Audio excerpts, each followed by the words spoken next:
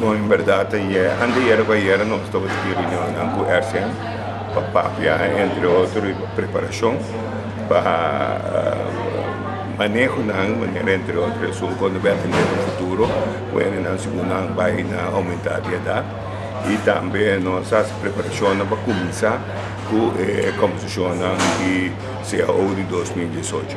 Essa aqui dá com tour e diferentes serviços na prisão a parte, polícia a parte, ou com isso aqui vai?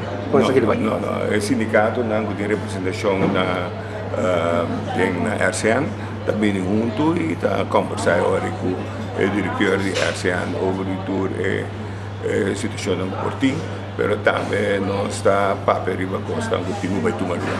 Correto, também era com o costa da Baicana Bonto, com preocupação grande da pensão, você tem papel base de bisa aqui? Sim, nós dedicamos bastante tempo na ponto de pensão, nós temos uma explicação aí era trope do senhor Harold Lenkers, de abrindo uma situação, explicação que eu gosto no momento aqui e maneira mesmo bisa é bastante optimista com ajudança ou assistência de parte do lado, chega para assim não é se vai over na medida não tem que mais severo. Tem ficar para qual ano, senhor Calma, você vai começar com a negociação agora e qual ano de aí? Bom, me tem que o próximo conversação over de esse ano está segundo abril. Abril próximo nós lo conversar. E tá fica Mei. Agora se ainda na mesa Mei, tá espera que o país mês portar, tá CEO para a totalidade?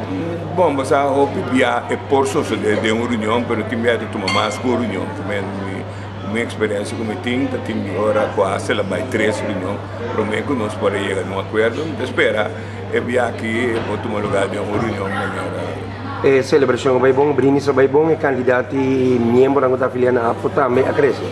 Bom, a quantidade de membros não segura a crescer, ela vira de 420, ela vira mais ou menos 130 membros que a nossa cresce. E terceiro também está sendo para nós muito mais grande, porque nós temos também serviço na membro na qual vinha ser. Se a direção então a maioria de membros na por visa, segundo ponto danta aumento de salário entre outros? Bom, entre outros, a maioria de membros não queja por o salário, não te chega para de compreender essa está.